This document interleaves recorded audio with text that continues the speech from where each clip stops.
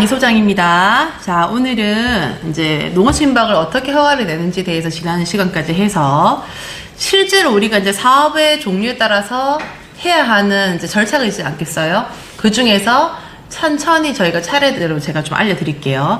일단 펜션 사업이라는 자체는 총 3가지로 나눌 수가 있습니다. 첫 번째, 당연히 신축을 해보겠죠. 직접 짓는단 말이에요. 직접.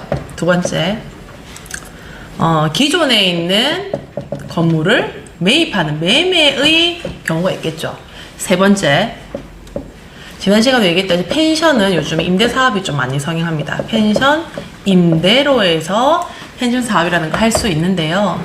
자, 오늘은 이 3가지 중에서 먼저 신축, 차례대로 신축을 하기 위해서는 어떤 절차를 해야 되면 어떻게 우리가 해야 되고, 가장 중요한 거, 돈이 얼마 드는가. 제일 중요한, 우리가 돈 벌려고 하는 거잖아요. 그러면 이게 내 자본금이 얼만큼 들어가는가, 그게 제일 궁금하실 거예요. 그래서 제가 오늘 그거까지 짧게 한번 강의를 진행을 해보겠습니다. 먼저 신축이라는 거는 직접 땅을 사서 거기에다가 설계를 직접 해서 이제 짓는 경우를 얘기하는 건데요. 땅을 산다. 자, 전화가 옵니다. 부동산에 저한테. 소장님, 제가 펜션을 짓고 싶은데요. 한 3억 있어요. 아니면 한 5억 있어요. 땅 좀 사주세요. 라고 전화가 옵니다. 자, 그러면 저는 그걸 해드릴 수가 없어요. 그냥 무턱대고.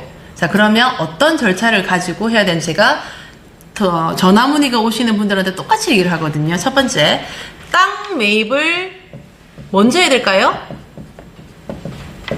아니면 사업 구상을 먼저 해야 될까요? 자, 호자입니다, 호자. 사업 구상이 먼저 되고 그 사업 구성이 맞는지 거기에 맞춰서 우리가 땅을 사야 되는 거예요. 예를 들어서 컨셉이 나는 힐링을 하고 싶고 하는데 바다 앞에 관광지 너무 시끄러운 쪽, 그런 쪽에 가서 힐링을 할 수 있을까요? 못하죠. 또는 나는 그냥 딱 바다 앞에 프라이빗하게 탁 하고 싶어. 그럼 당연히 매입가는 조금 올라갈 거거든요. 그래서 이게 정확히 내가 어떤 컨셉으로 할 건지가 먼저 중요합니다. 그래서 먼저 자, 신축을 하기 위해서 첫 번째, 사업 구상을 해야 됩니다. 자, 사업 구상은 다시 나눕니다. 어떤 컨셉으로 들어갈 건지. 좀 더 자세하게 얘기하면 나는 가족적인 분위기를 펜션을 운영을 할 건지, 커플들만 오게 할 건지, 또는 요즘에 성행하는 애견 펜션이라든지, 뭐 예를 들어서 또 4번째 이제 애기들하고 같이 오는 키즈 풀빌라, 키즈 펜션 할 건지, 그런 컨셉을 먼저 잡으셔야 되고요. 그 컨셉에 따라서 이제 가장 중요한 거, 예산을 잡겠죠. 땅을 얼마, 건축하는데 내가 얼마, 이 정도 돈을 이제 계획을 세우시고 해야 되고요. 자, 그러면 이제 컨셉을 세웠어요. 그 다음이 이제 2번째, 저를 찾아와야죠. 땅 사드려죠. 제가 땅 중개를 제가 합니다. 부동산에 의뢰를 해가지고 땅 매입을 합니다.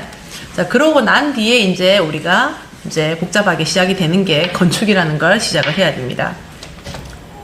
자, 보통 이제 땅 매입을 하고 나서 이제 어떻게 해야 될까, 이제 해본 사람은 아시겠지만 신축을 처음 해보시는 분들은 되게 좀 이제 어떻게 될지 이제 의뢰를 하실 거예요. 그럴 때는 저같이 펜션을 지어보거나 또는 중개를 많이 해본 중개사한테 꼭 물어보셔야 됩니다. 그것도 중개 수술 들어가는 겁니다. 컨설팅도. 첫 번째, 먼저 제일 첫 번째 우리는 설계 사무실 찾아갑니다.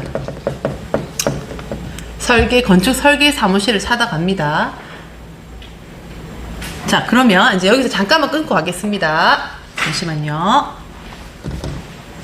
자, 건축 설계 사무소를 찾아갑니다. 그래서 나는 뭐 몇 평에 어느 정도 짓고 싶습니다 하면 맨 처음에 돈이 뭐가 들겠어요? 설계 비용이 들겠죠.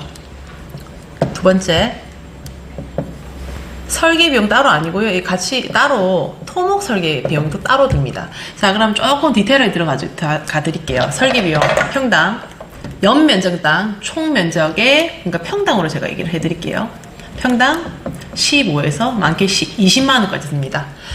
유명 건축사한테 가면 그냥 건 바이 건으로 한 2년, 1년 기다려가지고 그냥 한 건당 1억, 2억까지도 가능한데, 평상적으로 이렇게 통상적으로 얘기 드리는 거고요. 토목은 평당이 아니고 한 건당입니다. 한 건당 해서 작게 300에서 많게 500까지 받는데요. 이거는 제가 보통 지금 땅을 한 200평 200평 기준으로 얘기 드릴게요. 땅이 커지면 당연히 설계비 큽니다. 이거 비쌉니다. 근데 일단 한 200평 기준으로 제가 얘기 드릴게요.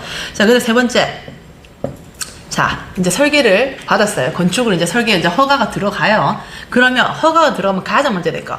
자, 우리는 지금 보통 거의 농지나 또는 산지를 사실 거예요. 임야가 말하는 겁니다. 농지에서 또는 산지에서 우리가 건축을 하려면 뭘로 바꿔야 되죠? 너무 잘 아시죠? 대지로 바꿔야지 당연히 건축이 된다고는 아실 겁니다. 그러면 이 대지로 바뀌는 거에서 우리가 그것을 전체적인 용어를 농지 전용비 또는 산지 전용비 이런 식으로 해서 이런 비용이 따릅니다. 이런 비용 같은 경우 산지는 얼마 안 하는데요. 농지 같은 경우 좀 꽤 합니다. 이것도 이제 평당으로 말하기 편하니까 이해하시 편할 거니까 평당 최소 한 6만 5천 원에서 최대 한 17만 원 정도까지 들어가실 거예요. 왜 이게 다르냐면 농지 전용비 같은 경우는 토지용 계획에 보면 공시지가가 있습니다. 그 공시지가에 한 평당의 거의 30% 정도가 농지 전용비로 들어가다 보니 근데 최대하고 최소가 더 맥스하고 일단 나눠져 있기 때문에 최대 맥스가 한 평당 한 5만 원 정도 하실 거거든요. 그래서 한 17만 원 정도 최대일 것입니다. 그래서 이 비용이 든다는 것까지가 지금 기본적으로 돈이 들어간 절차를 얘기 드린 거고요. 가장 중요한 거 요즘에 이것 때문에 건축을 못 하시죠. 보류를 하고 있어요. 허가 내놓고 보류하십니다. 건축비. 자, 건축비 천차만별이죠. 너무 유명하신 분 아니시고는 평당 요즘에 1,000만 원 있어야 됩니다. 1,000만 원. 제가 말하는 1,000만 원은 짓기까지 들어가는 겁니다. 1,000만 원 정도 있어야지 풀빌라 또는 뭐 좀 괜찮은 요즘 퀄리티가 너무 안 좋으면 안 되기 때문에 기본적으로 좀 기본 이상으로 하려면 1,000만 원 정도 있으셔야지 공사비 할 수 있습니다. 이때는 공사비가요. 만약에 우리가 지금 공사비가 만약에 70평이다. 연면적이 70평이다 했을 때 70평이 돼서 딱 1,000만 원이 아니고요. 실제로는 그 옆에 있는 편입되지 않은 부분까지 예를 들어서 뭐 지하 뭐 필로티 주차장 이런 것까지 다 들어가기 때문에 내가 건축을 실제로 공부상 70평 한다 해서 딱 70평에 대한 건축비가 아니라는 거 알고 계시고요. 자, 오늘은 제가 간단하게 펜션을 신축을 하기 위해서는 기본적으로 얼만큼 드는지까지 얘기를 드렸고요. 여기에 대해서 정말 내가 돈을 얼마가 있어야지 땅을 사서 한 동의 건물을 지을 수 있는지 다음 시간에 상세하게 이어가겠습니다. 감사합니다.